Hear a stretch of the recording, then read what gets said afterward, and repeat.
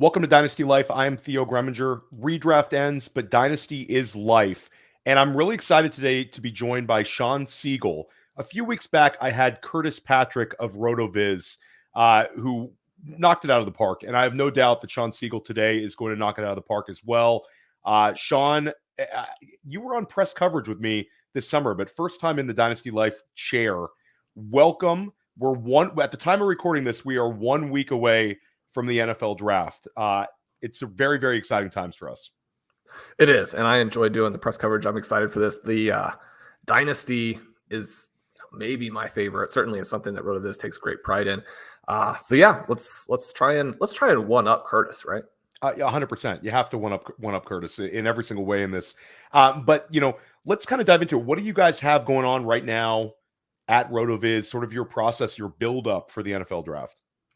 Yeah, we have the RotoViz rookie guide, and it's in, I think it's 7th year. People enjoy it, and we got a lot of feedback that this year was the best, and so I'm fired up about that. We got a lot of amazing information from the tools, Dave Cabin, Blair Andrews, but then a lot of great stuff from Sports Info Solutions, College Database, which is absolutely fantastic. So you can find all of that stuff. Volume 3 will be out immediately following the NFL draft, so you'll get the mocks, the updated rankings, all of those. And we do have a few controversial and sort of fun special RotoViz ranks in there every year. So that part of it, I'm fired out about, obviously. And then I've got a series that'll come out over the next week where I make the case for each of the top 6 players as the rookie 101. And it's a serious series. I think all 6 guys are actually in the mix or should be in the mix. Obviously, they won't actually go that way. And then we'll have draft content. We'll have post-draft content. The rookie drafts that start immediately following the NFL draft. I mean, Theo, that's the best time of the year, isn't it? You nailed it. And it's so funny because when we have this build-up for the NFL draft, content creators are spending months and months and months on this individual draft class. And then we have a 5-day period, some leagues less than that, where you have let's call it a 5 or 6 day period where you have all this new information with landing spots, roles that you have to factor into your rookie draft decision. So it's really sort of a cruel process in Dynasty that one of the most important days of the entire year, if not the most important for Dynasty managers, the rookie draft.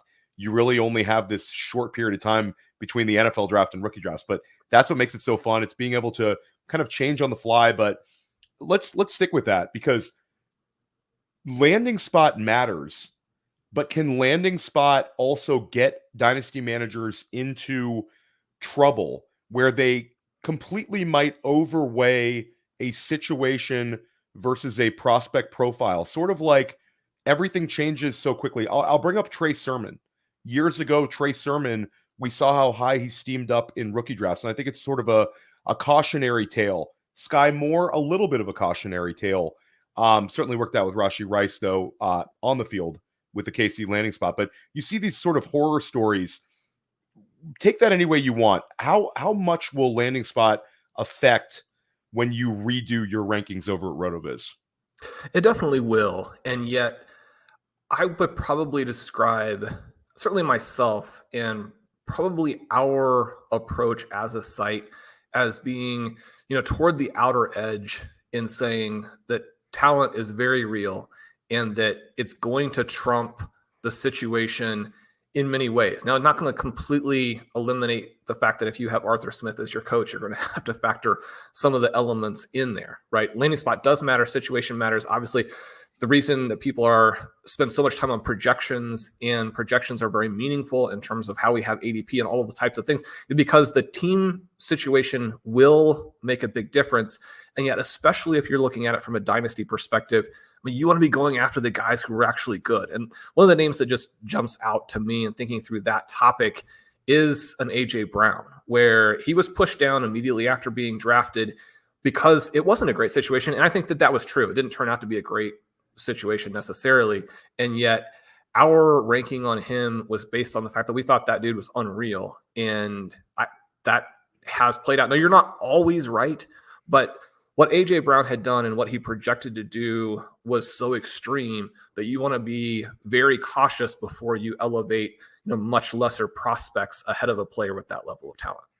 Yeah, and I love the example you bring up, and I'll also bring up the kind of the mistake that I see a lot of dynasty managers make is the ability for an elite player to overcome situations which look like they're going to keep their volume down or their targets down. We've seen time and time again a player kind of step into a situation and the dynasty marketplace will kind of bring up their target competition.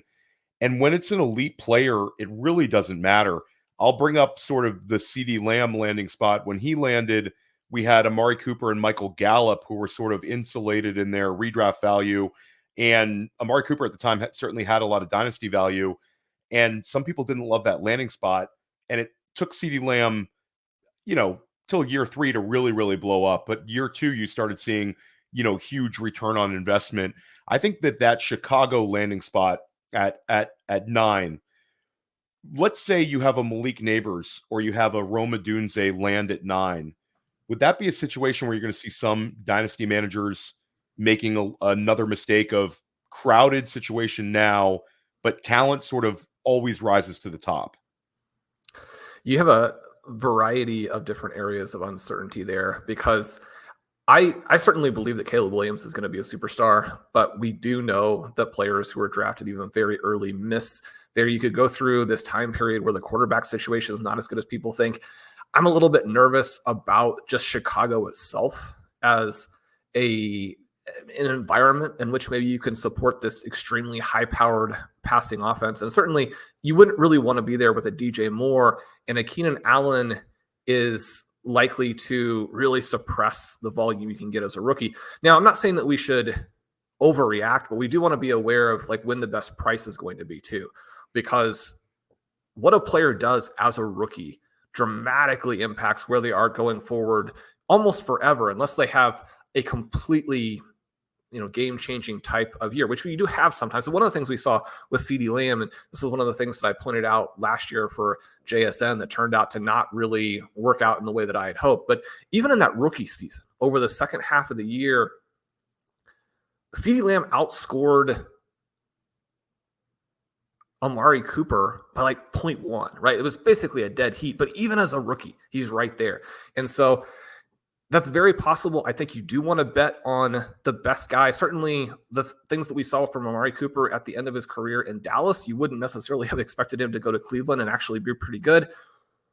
But when you're looking at someone like a JSN now, and he's going to be my answer to another one of your questions probably, but it does create potentially a problem if you have some other things there. So you had a quarterback problem as well for the Seahawks, and now his situation has changed. So even as we're saying, be very aware of the talent, the situation is going to matter, but you can also be wrong on the talent. I mean, maybe I was wrong on JSN and how good he is. So one of the things that makes it so fun is that there are so many variables in play as we're trying to figure out these values.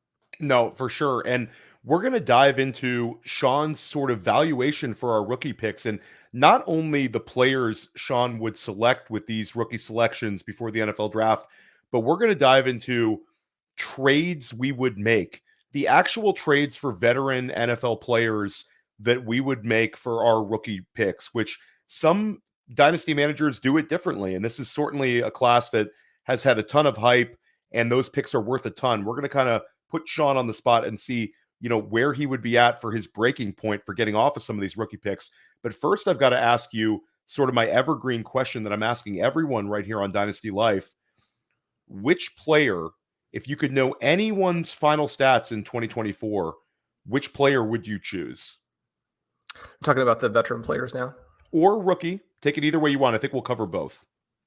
Well, I just mentioned Jackson Smith and Jigba, and he would probably be the guy. And you can look at that. If I answer Sam Howell, people will be like, well, the answer is like 0 points. And so we can answer that question for you very easily. But I do think there are a lot of scenarios we could get from Seattle.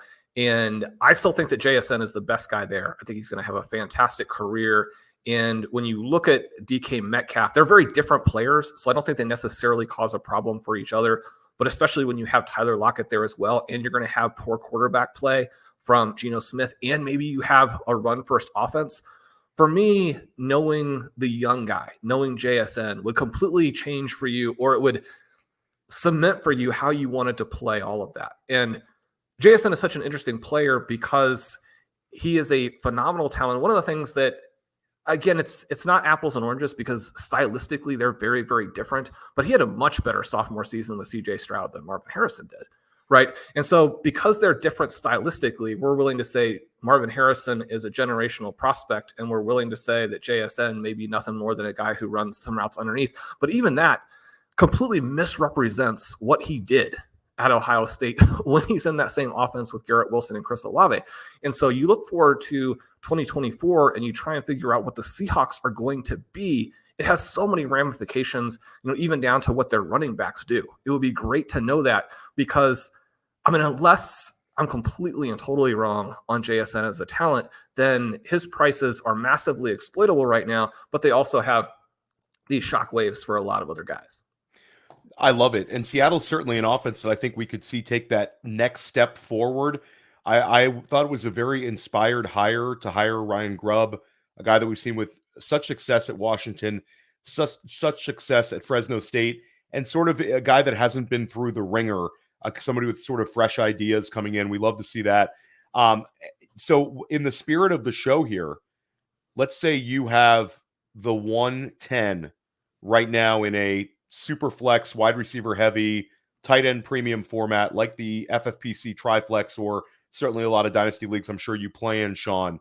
110 or Jackson Smith and Jigba, who a year ago you and Player Profiler, RotoViz, everybody had him as the wide receiver 1 in the 2023 class. So I have him currently as wide receiver 24 and sort of nestled in there in between Jaden Reed and Tank Dell, two guys who are not nearly as good of prospects, but did what you needed to do as rookies to make that big jump. And then the next guy I would have after that is Xavier Worthy, which is interesting because the actual projected picks in that kind of 110 range, I have about a half round lower, which would be McCarthy, Thomas, perhaps Mitchell, those types of players. So I think that even though what we do have now is a disappointing rookie season that does change how we view him, and it changes the prices you're going to get going forward. And the situation hasn't necessarily gotten better, which is why I would love to know his stats. I still think that the foundation there is so strong that to pick these other guys ahead of him, that's not where I am right now. Now, if I'm trying to acquire him in a trade, I'm going to start out with some packages or a mix of approaches to try and get him for less than that, because I do think that he's someone that at this point, if you're trying to acquire more than you already have, you're probably trying to buy low. Yeah, I think you nailed that one. And how about for the 2024 rookie class specifically?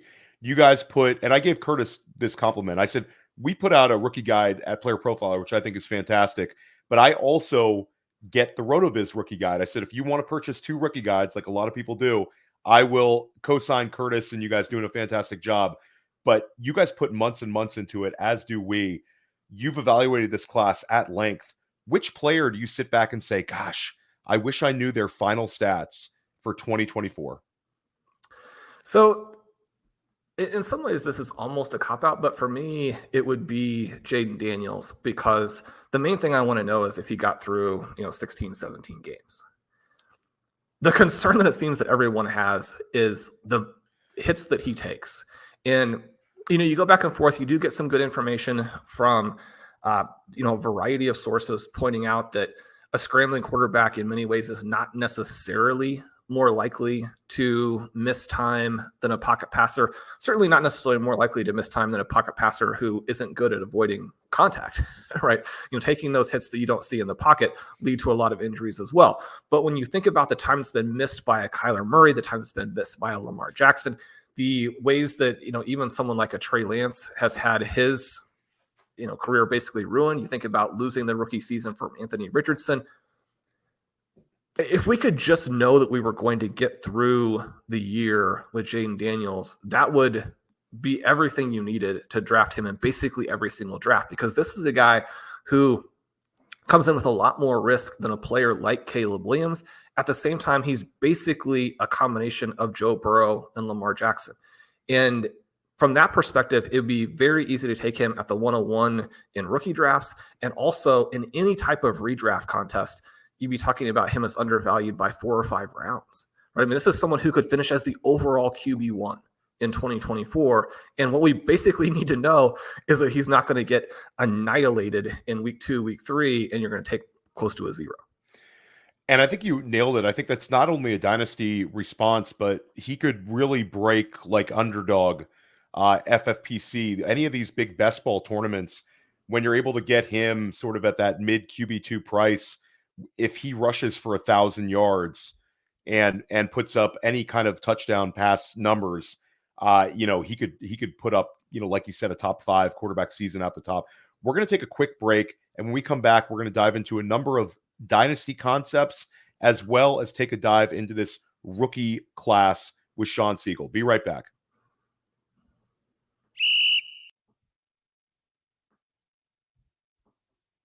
This episode brought to you by Underdog Fantasy. Underdog Fantasy has been sponsoring Player Profiler and everything we're doing here since 2020. Sign up. Use promo code UNDERWORLD for a 100% instant deposit match up to $100. 100% instant deposit match up to $100. And you're like, oh, well, everyone's on Underdog. Not true. There's plenty of people in this audience that have not yet tried out Underdog, and it's time. They're adding more sports. They're adding more contests. Like when we're heading into NFL draft season, there's the rookies and sophomores game. When you think about way too early fantasy football, that's what Underdog is. When you think about best ball, that's what Underdog is. And if you can pick players at the end of an Underdog Fantasy best ball draft that are under rostered, that few people are picking at all, and that guy, like Garrett Williams, hits, you will likely experience positive returns. All you need is that one guy at the end who no one else is rostering, and the way to find that guy is to listen to us. UnderdogFantasy.com. The promo code is Underworld.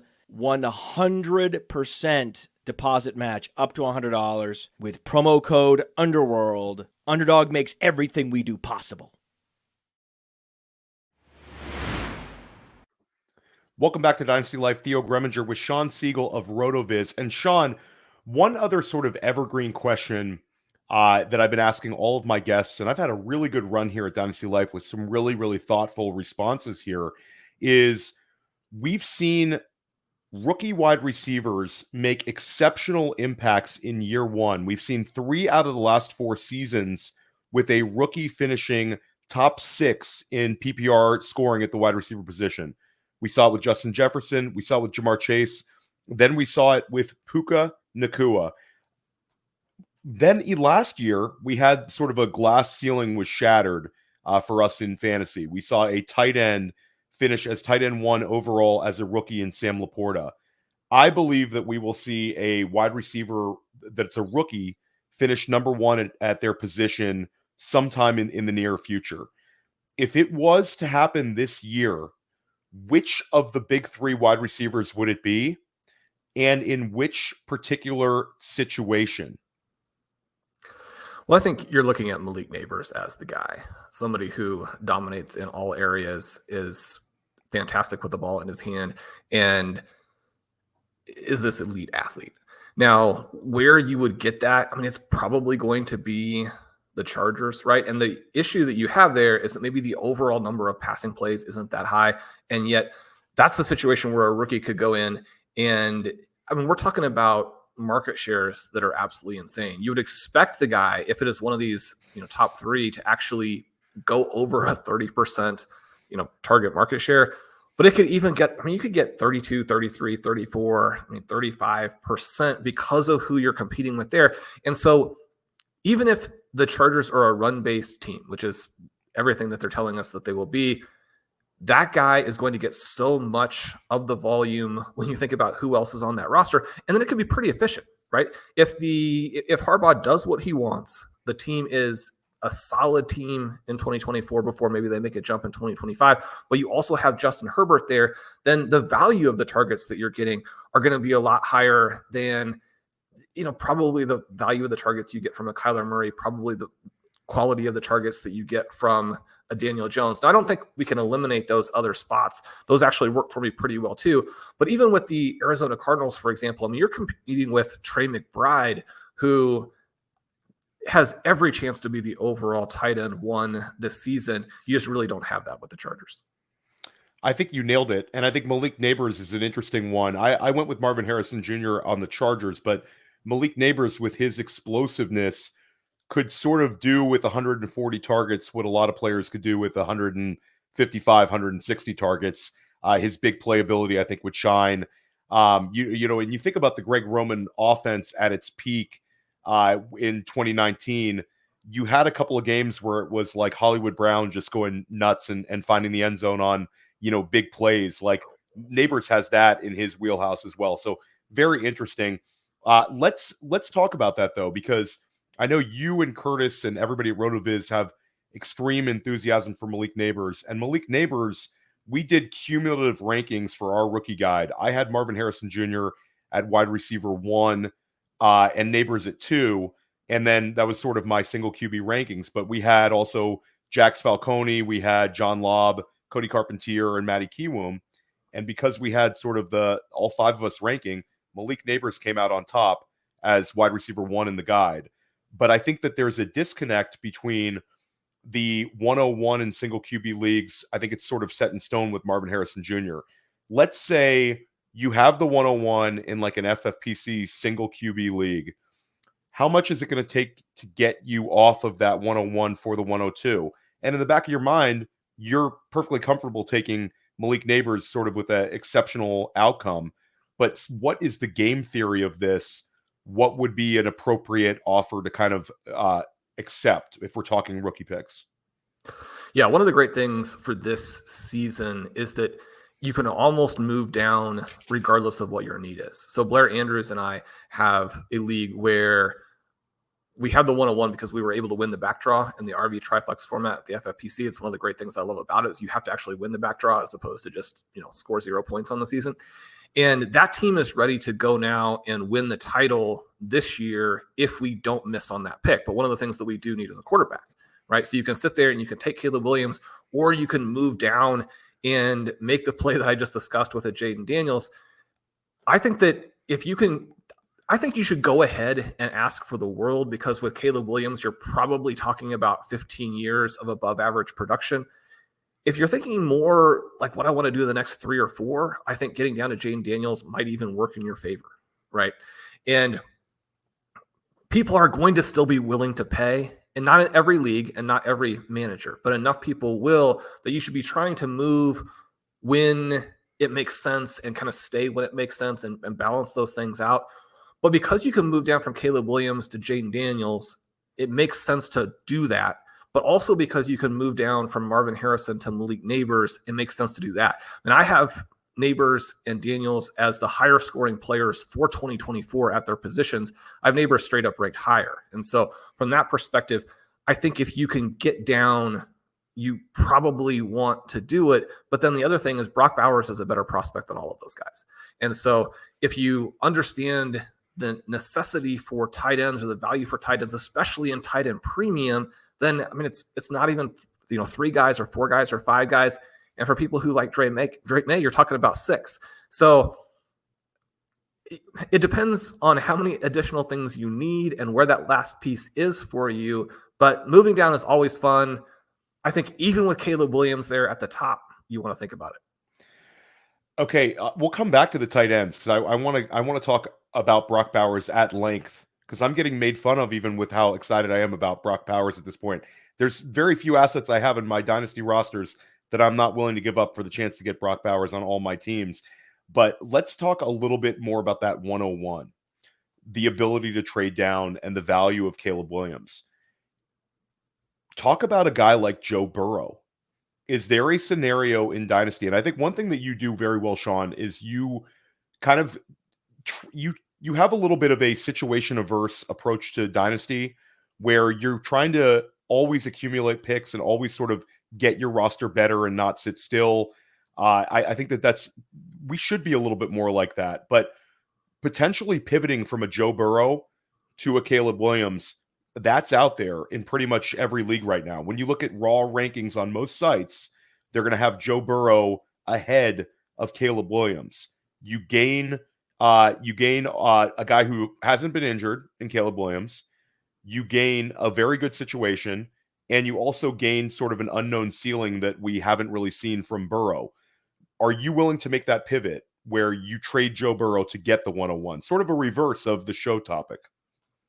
Yeah, I have the top 3 guys ranked ahead of Burrow. And so Burrow is just ahead of Marvin Harrison for me. But Caleb Williams, Jaden Daniels, both better. Caleb Williams, because you have this sort of unreal full ceiling, and you have a player where you get those young years. One of the things that we kind of forget about for players like quarterbacks who could play till they're 40 is that you still benefit from gaining the early 20s time period if you can get that. And so that's a valuable thing to get back. Daniels just has more ceiling because of the rushing value. And with Burrow, we do have some questions about the injuries that he suffered. You have the question about like how good is the wide receiver 2 going to eventually be once T. Higgins does depart, which isn't going to happen this year, it doesn't look like, but will eventually. And one of the things that is kind of striking to me is that you have this coaching staff enthusiasm for it after Jake Browning performs well at the end. It's like, well, what about the first month of the year every year where the Bengals look like they haven't practiced? I don't want to go out the first month and lose all my dynasty leagues because Joe Burrow is taking all these sacks that the Bengals haven't successfully prepared for, right? So you can easily lose that. One of the things that is tough in dynasty, in these rookie drafts, is to properly calibrate and not simply take all of these rookies as though the hit that you're hoping for has already happened. We tend to not factor in the missed potential nearly as well as we should. And yet I think a lot of times people who are able to do that better than underrate the rookies, because this element where you're going to get more ceiling from the rookie and you're going to get more youth from the rookie, and you also have the ability to get out of the rookie after the first year, even if they do miss, that those things taken in concert make the young player worth more than the veteran, even if the veteran doesn't have that sort of talent-based miss in his range of outcomes in the same way, but they still have all of that injury risk, right? And so a lot of the things we're concerned about for rookies actually do apply to the veterans as well. I think that's a really interesting concept in Dynasty. It's sort of value insulation matters, and also the ability to take on an injury, what that would do to your Dynasty value.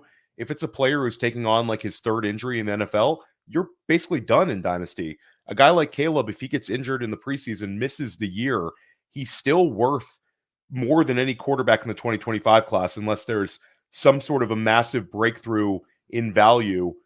There's not a guy in the next year's class that's gonna take over there. So very, very interesting one. Let's bounce back to the tight end position. First, sort of a bird's eye view.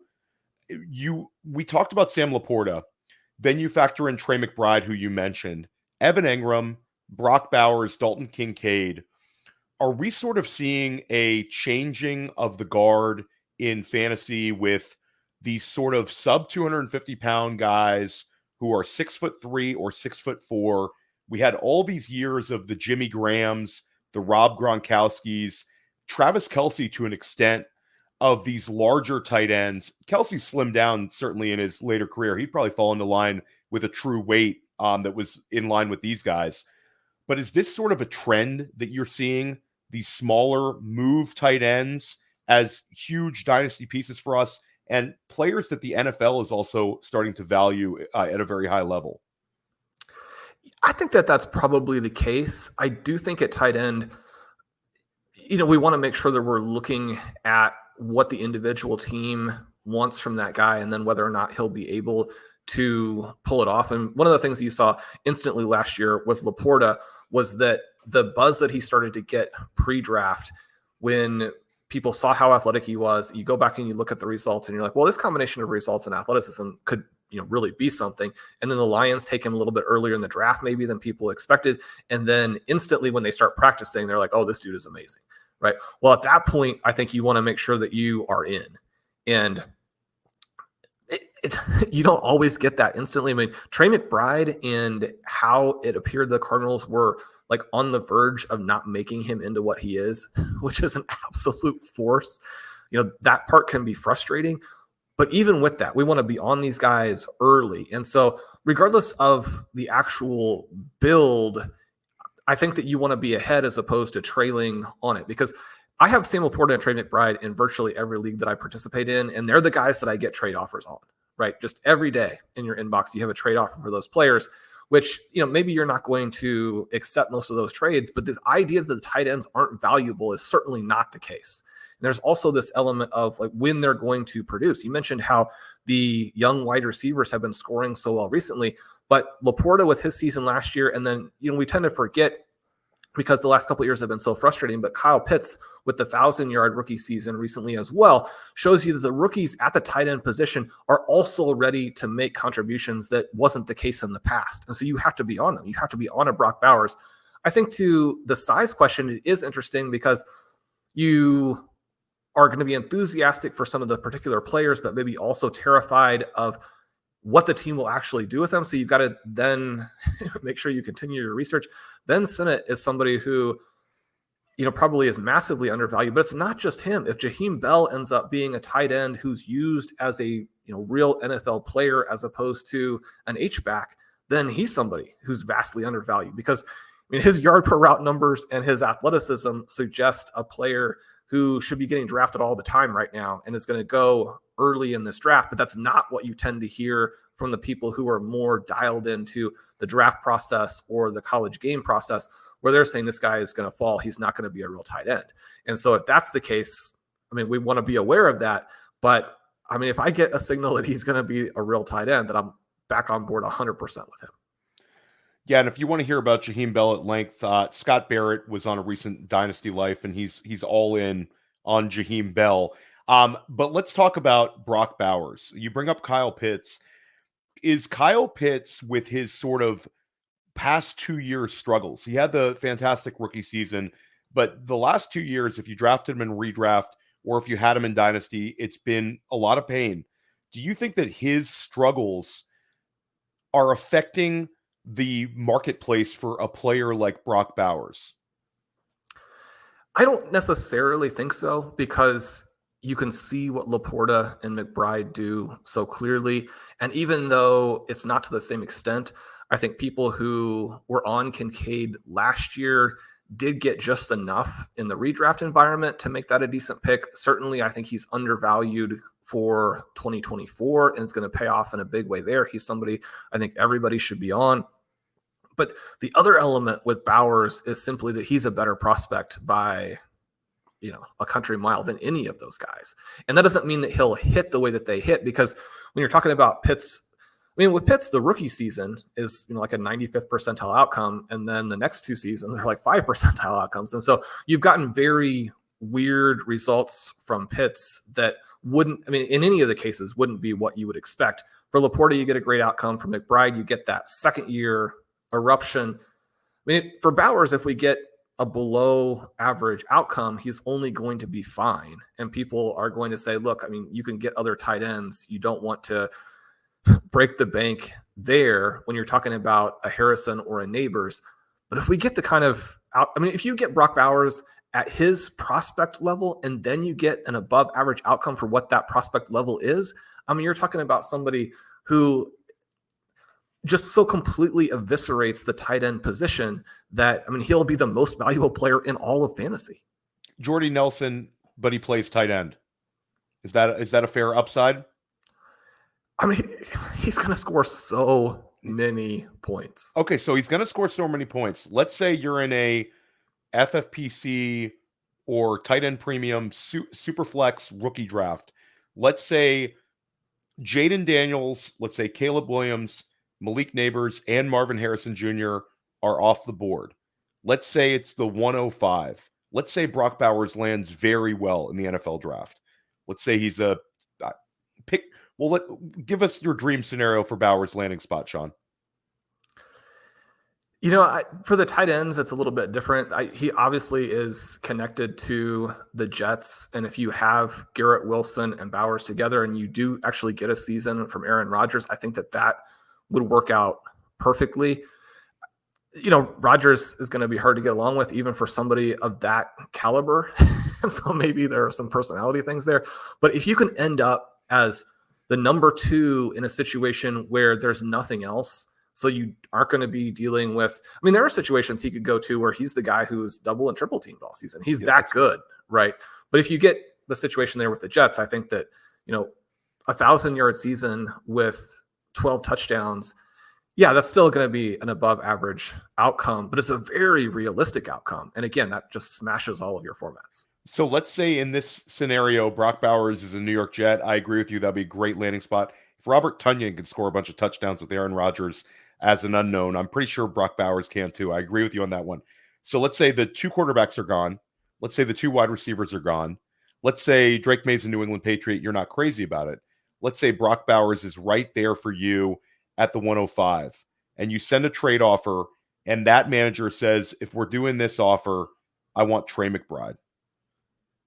Are you willing to pivot from Trey McBride to Brock Bowers, or you want a little bit more on top of the 105 for Trey McBride? I think it's a reasonable pivot, even though Trey McBride might burn you this year. You have to like the profile and the chance for a 3-year window to really win that deal. Are you making that deal? I have them back to back in the second round, ahead of Anthony Richardson, ahead of Lamar Jackson. I mean, that's how high I am on both guys. I do have Bowers the 1 spot higher. I think it would be difficult because McBride is going to score so many points this season. And I think that one of the reasons you get offers on him every day is that people still don't quite realize what he did and maybe didn't watch the Arizona Cardinals play. If you've watched McBride, then you're going to be even higher than you are if you're just looking at his points. I mean, this guy is an unstoppable force who's a freak athlete, right? So it's not just that he's someone with tight end production. I mean, you can't stop Trey McBride. And if they bring in that receiver to where, you're not going to be able to get that defensive attention. So even though I have Brock Bowers barely higher, I mean, probably not, but that's where those guys should go. They should go ahead of some of even the elite quarterbacks. And again, in Superflex. Very, very high praise. And certainly I think Trey McBride. So Trey McBride, let's say the 108, the 107, the 106 in a tight end premium Superflex, you're comfortable trading all of those picks to get Trey McBride. I am. I have Maye and Odunze in the next sort of tier down. And if you need it, I mean, the thing that you're dealing with there with the Superflex is simply that on a lot of teams, quarterback is going to be very difficult to address. So I have no problem with taking Maye if that's what you have to do, because you're kind of locked out. And in many leagues, listeners will know that if you get yourself in a QB issue, or you have a QB problem, everyone else in the league is going to make you pay even way above the already high market prices to get yourself out of it. And so if you're sitting there in a rookie draft, you're going to sometimes have to do it, even if that's not what your rankings say. Outside of that, I prefer the tight end. Yeah, and again, these are kind of micro moves because you tier these guys in terms of value as well. But one guy that I think is very interesting is Puka Nacua. Puka Nacua, we have him very highly ranked at Player Profiler. You certainly do at RotoViz, and he's earned it. An incredible season last year. No reason to think that it slows down. The only knock I would put on Nacua is he's a player that needs a ton of targets. This is not a guy that could, if we said we're chopping off 15% of his targets, I don't necessarily think he's going to score at that sort of level. But other than that, everything about him is pretty clean. And a lot of the times we see these day 3 guys hit in the way he hit. You're talking about Tyreek Hill. You're talking about Amon-Ra St. Brown. You're talking about Stephon Diggs. If you overcome your draft capital with that sort of production, it usually sticks around. But let's put you on the clock here. Let's say you have Puka Nacua. You're willing to trade Puka Nacua, I'm guessing, for Neighbors and Marvin Harrison Jr., correct? I have Puka above Harrison. Okay. They're all in that same basic range. One of the things that you need is there's going to be an issue that you run into with Nacua where any down stretch is going to hurt his trade value, where I don't think that that's necessarily the case for Harrison, who could have a bad rookie year and you're going to be able to get basically the same back for him. The thing that you need would be for Nacua to do the same thing as basically Amon-Ra, where he backs it up for another year. Then I think you're into the mix where a down stretch doesn't really hurt him. Certainly with Tyreek Hill, you've got tons and tons of seasons. A down stretch isn't going to hurt him there. I mean, the thing with Nacua is that he's a little bit better with the ball in his hands, and he's a little bit better on deeper targets than I think I had necessarily realized. There is the potential additional issue there, and that'll be interesting to see with Harrison and what the landing spot is. I mean, Matthew Stafford is probably not going to be the quarterback for a decent chunk of Nacua's career. And so if you're looking ahead to that point, I could certainly understand wanting Harrison instead. So your comfort level right now, I do think that the pivot is there for a lot of managers with Nacua. There's been, whether this offseason, someone's got an opinion on Nacua. A lot of people will say that's a sort of a chance to tier up, put Nacua in a package to get, a Jamar Chase, a Justin Jefferson. He's sort of that level of player that a 2-for-1 or him in a pick, you can tier up. And then there's some people saying that there's an opportunity to kind of trade Nacua at cost because this could be his dynasty peak. You have him very highly ranked. Are you willing to trade the 104 right now in a super flex to trade straight up for Puka Nacua? I wouldn't. I mean, the rankings suggest that, but I'm going to stick with the young guys. Okay. So now, I mean, he's super young himself, but I think, again, you have the uncertainty of the even more massive talent, I think, is going to trump even what he did. Now, the thing that I think benefits him is that Cooper Kupp is probably no longer going to put up the gigantic seasons from the past and yet be able to be enough of a compliment to help him. So it's probably only a positive, but we can't even be completely sure that Kupp wouldn't come back and flip for decent stretches in 2024 and be the guy there, in which case, again, that's going to hurt the Nacua trade value very, very significantly. I just don't think there's anything that's going to hurt the trade value of Harrison, Bowers in the very near future. Maye is probably in a little bit different case there, and why you should probably have him in the 5-6 range, even if you're a fan. And there are some big reasons to think that Drake Maye could be the number one guy from this class as well. So let's stick with that. Drake Maye, I thought there was Sigmund Bloom. I had him on another pod, but an interesting take he had is in previous seasons, Drake Maye has done enough in his career at UNC that he would be treated as the 101 in the NFL draft. There's previous drafts where he'd be the QB1 in the draft class and the 101 in the NFL draft. The fact that Caleb Williams and Jaden Daniels have so much fantasy potential, it's almost sort of created a value for Drake Maye. Maybe your thoughts on Drake Maye and his potential as a pro. The upside is massive. And yet I think that there are a lot of concerns that we're willing to ignore because he's young, right? And so we're basically putting Williams and Maye and McCarthy in one group and evaluating them, and then putting Daniels and Nix and Penix in another group and evaluating them. And there are reasons why that might not be the best way to do it. But certainly for me, when I dive into the numbers at SIS, the willingness of Maye to attack deep is going to be very valuable for a team, but the accuracy numbers on those passes, according to the SIS charting, is actually poor. And so if the thing that is the strength of this player is kind of a misunderstood or an exaggerated strength, I have some concerns with that. And then the other thing is I don't think that he's going to run as much as people would like.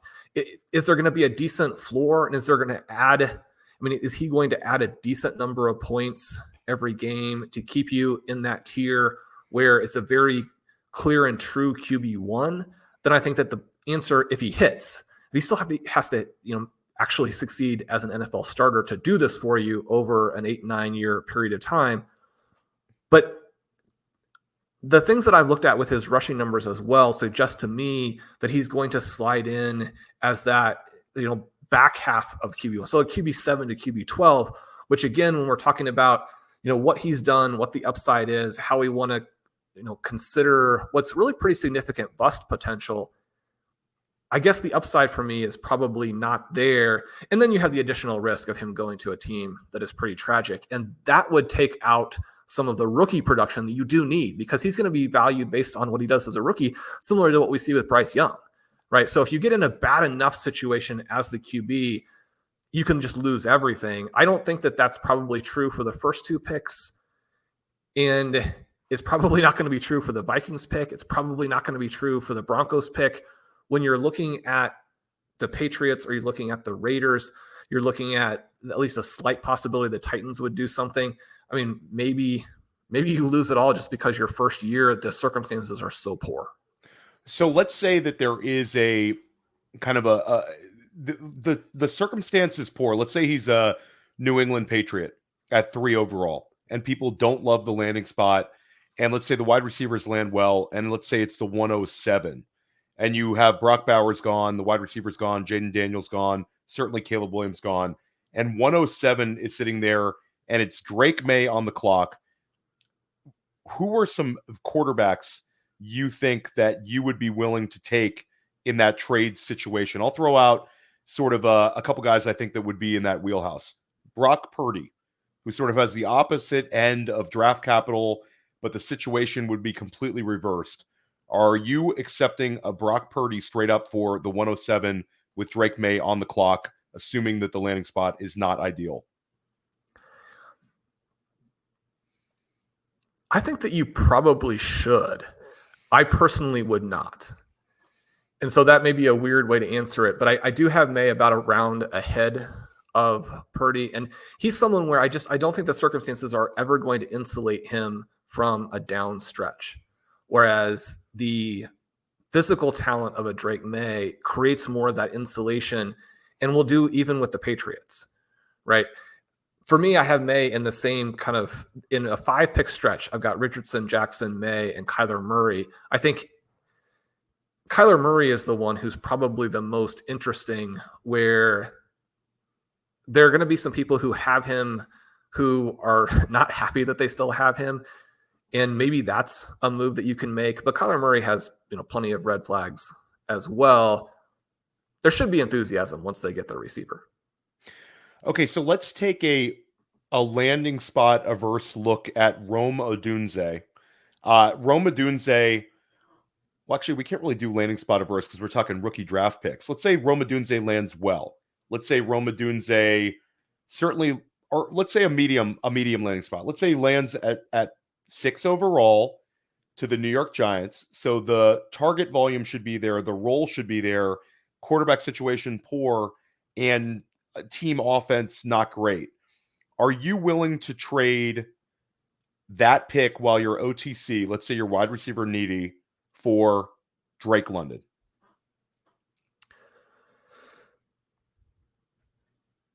I think you have to have London higher at this point, even though there is a situation right now where I think we're under the assumption that Arthur Smith was so bad that we can't count anything that team did. And the fact of the matter is still that Drake London was not that great, right?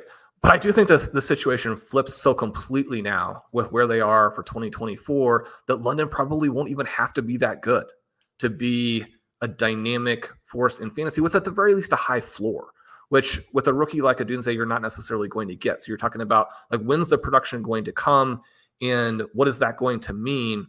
Odunze is a complicated sort of evaluation because a lot of people will point to the first several years and even that third year where, on some per play types of evaluations, he doesn't necessarily have the production that you want to see. And you have some very athletic first round picks who met that same sort of production profile where they busted. But when we take a broader view, there are plenty of later picks who with that production profile have been awesome.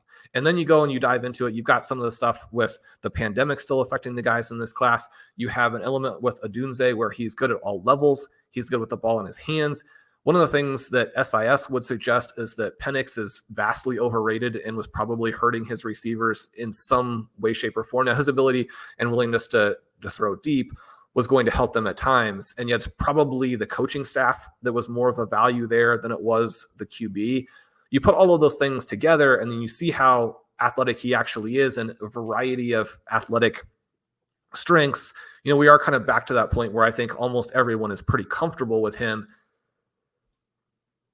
I mean, he's going to be interesting, right? I do think that when you're talking about him, you're looking at guys like Waddle and Rice, Flowers, Ayuk as being the names that are about equivalent value. And you would take Chris, let's say you already answered for London, but you would also take Chris Olave heading into year 3, also in a situation with sort of below average quarterback play, over Rome Odunze as a 6th overall draft pick in the NFL draft, New York Giant? I would. I do think that Odunze is a better prospect, but Olave has proven very conclusively at the NFL level that he's good. So you already have a hit there, and you already have a young player. You have a dome in an environment where I think that division is going to shoot out over the next 4 or 5 years. You're going to have some really exciting games there. With Odunze, you need him to hit to basically be what Chris Olave already is. And so from that perspective, even if the ceiling is maybe a little bit lower for Olave, I think he's a very clear-cut choice. So take tight end premium out of the equation. One interesting thing, I had Ryan McDowell on recently, and he said it's the most clear-cut he's ever seen for a top 3 in single QB values. And, Brock Bowers is been the 104 in that scenario.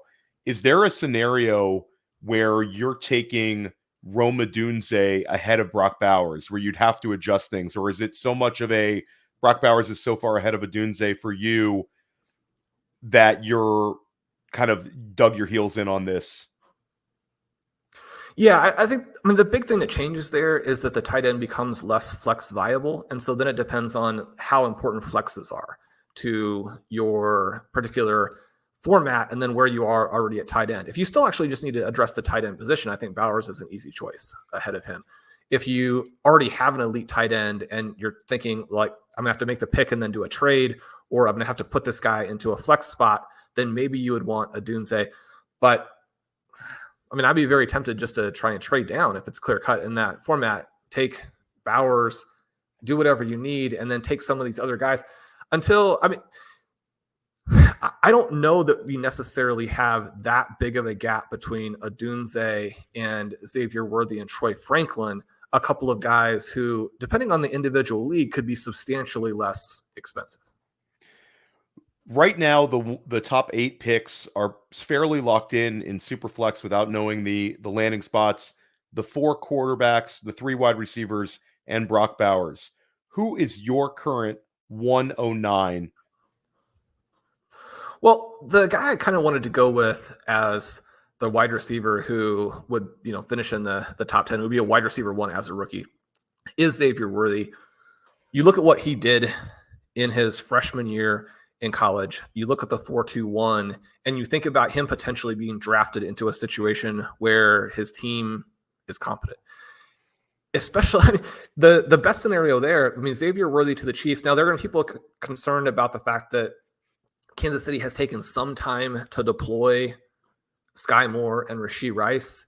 And part of the answer to that probably is just that Sky Moore is a bust. So it doesn't really matter how long it took to deploy him. One of the reasons that he was not effective is he's not good. So it wasn't really, the timeline is sort of irrelevant there.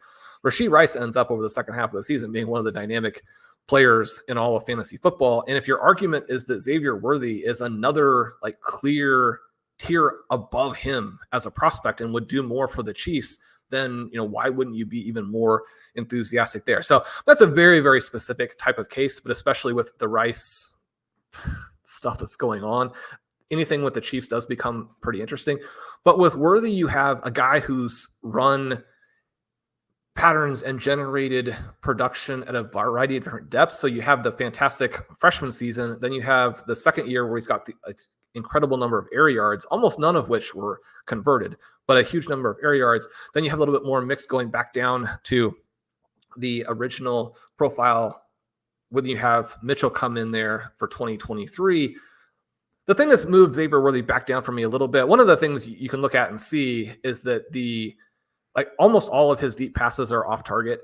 And so the fact that didn't convert very well is not necessarily on him. But then you go and you look at the ones that were on target, and his catch percentage was terrible on those too. Now he's got the injury that made it difficult to catch some of the passes. There's a variety of things in play. I think that Worthy, though, is a guy that despite being small and despite being fast, there is more than one thing that he can do, and there's more than a niche role at the NFL level. So the question then is, does the team that drafts him, do they believe in him as a rounded receiver who could come in and do Tank Dell plus kinds of things?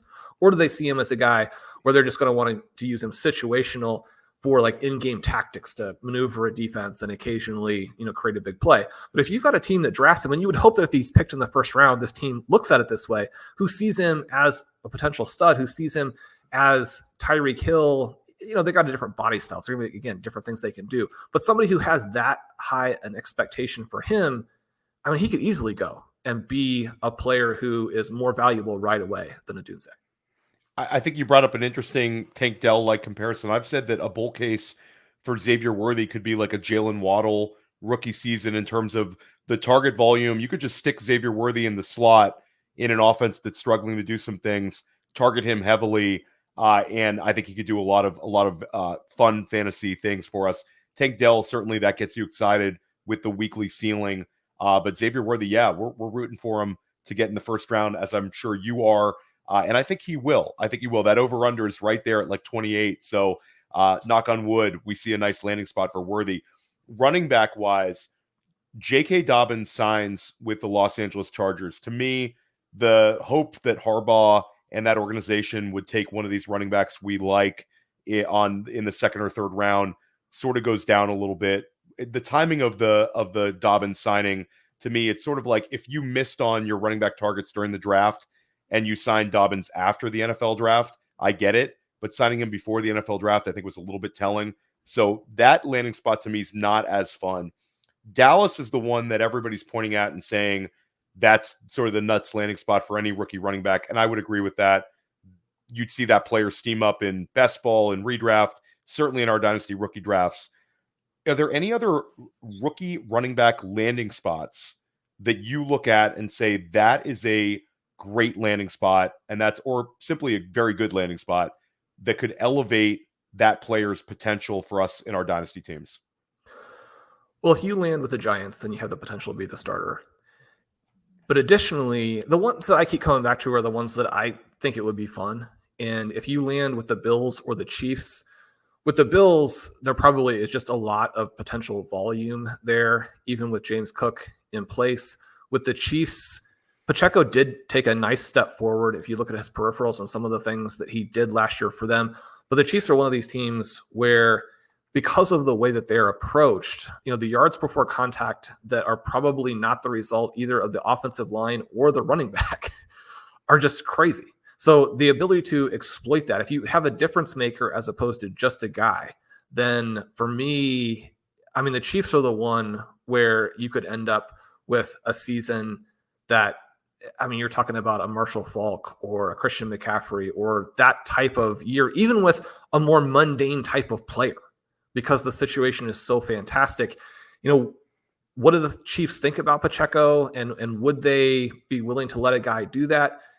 That might be a little bit more complicated because the Chiefs appear to be higher on him than I think they should be. But the other thing there too is just, you're talking about offenses that could score a ton of points and could get a huge number of points to the running back. And, the health of the starter is never guaranteed, sadly. And so even from a contingency basis, the number of scenarios where a Bills or Chiefs back who's a rookie would go on to, be a top 10 finisher or be the guy you had to have for the fantasy playoffs, there are just a lot of different opportunities there. Yeah, I love that one. We talked a little bit in the pre-show about how it could be a rough Saturday morning for James Cook managers if they do select like a Trey Benson, or a player of that level. But yeah, the contingent upside for players in those offenses is certainly exceptional. And I would say in Kansas City, we've seen sort of the Jerick McKinnon role and how effective that role could be in the offense. There's a couple of guys who could land there. Shawn, give us your favorite sleeper in this draft class. I think it's probably going to be either Tyrone Tracy or Tez Walker, depending on, exactly how you want to define it there. But one of the things for Tracy, you have this position switch and you're thinking, well, yeah, maybe the athleticism is there. Maybe the pass catching ability is there. One of the things that's always a little bit of a concern is if you failed as a receiver, maybe the pass catching ability is not there. Right. And that's one of the things that I always like to mention with Antonio Gibson is, maybe that's a bug, not a feature. But with Tracy, immediately looks very dynamic as a rusher. He's got a 30% evasion rate last season, which, basically puts him at this elite level, more or less at the top of the class. It's going to be up there with a Marshawn Lloyd. And with Lloyd, some of the questions you have are simply like, why does he not play more? With Tracy, the answer is because he was making this transition. He could be something different at the NFL level than he was at the collegiate level. Then he goes and tests, and you have results for the explosive numbers and the agility numbers that I believe are both like in the 90% range.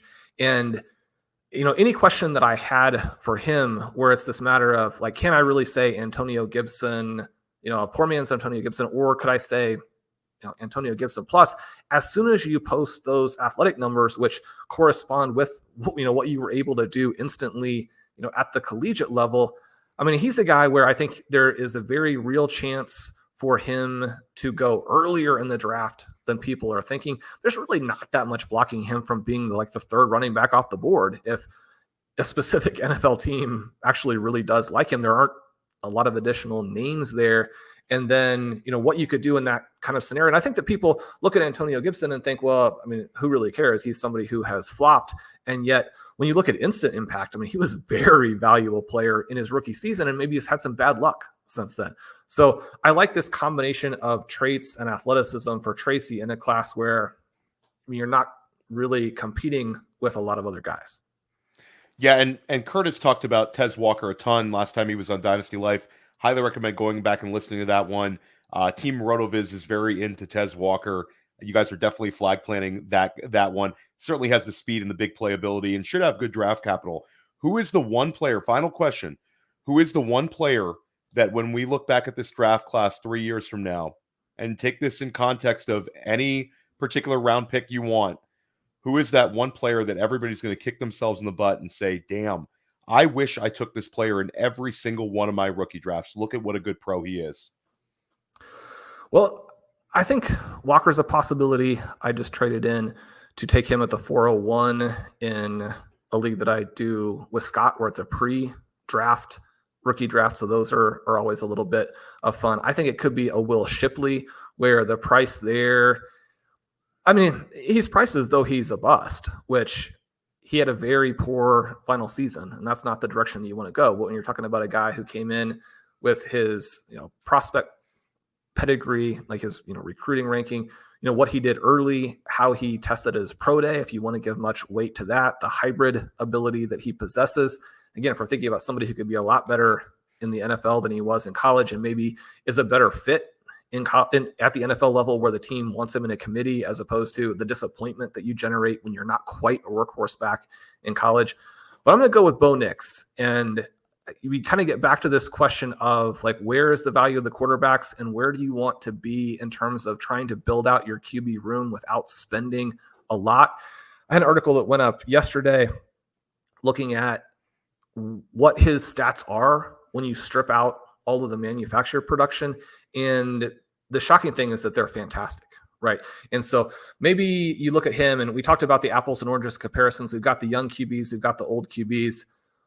But even if it's nothing else other than saying he is much closer to Daniels than he is to Penix, and you're probably going to get a team like the Vikings or the Broncos needing to go ahead and select him. And so one of the things that's kind of interesting, you look at these mock drafts, and a lot of people do have, mostly because it's fun, I'm guessing, but they'll have a team like the Giants or the Raiders moving in and blocking what Minnesota has, very clearly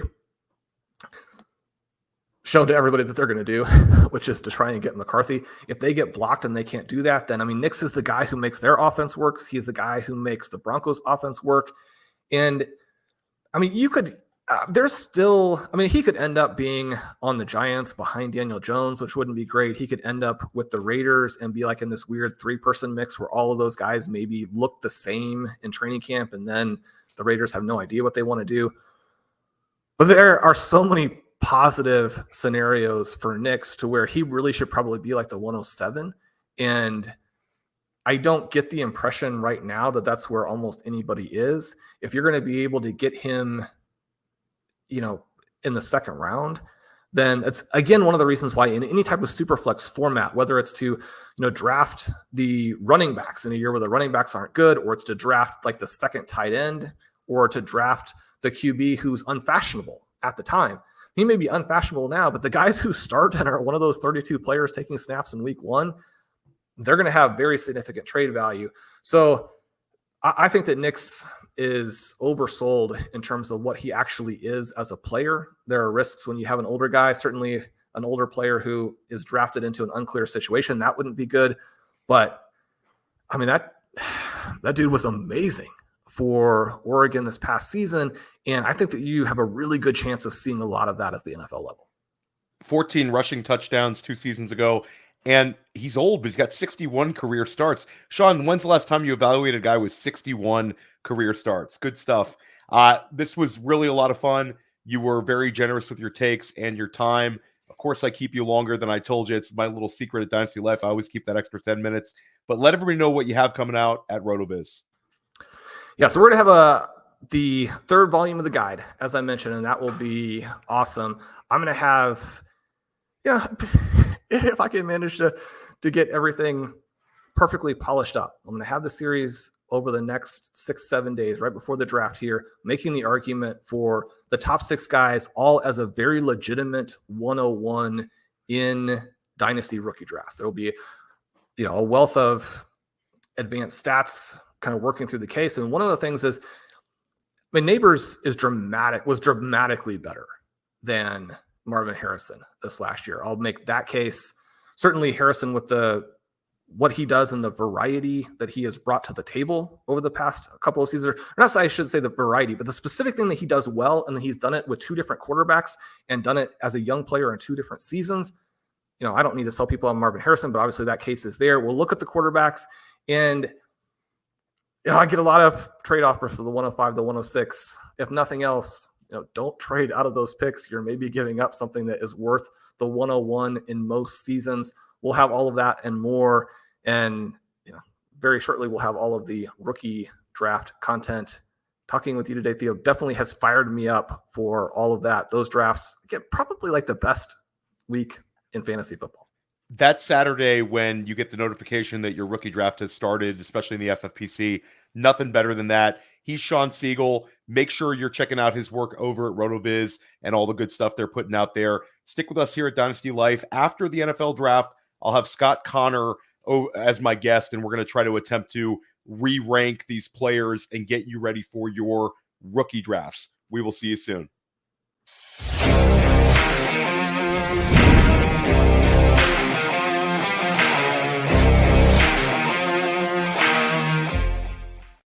Hey, I want to thank you for being part of this broadcast. If you have any thoughts on it, leave a comment. If you enjoyed it, make sure you leave a like. And if you want to see more shows on the Player Profiler channel, subscribe to it. That's how we know you want more.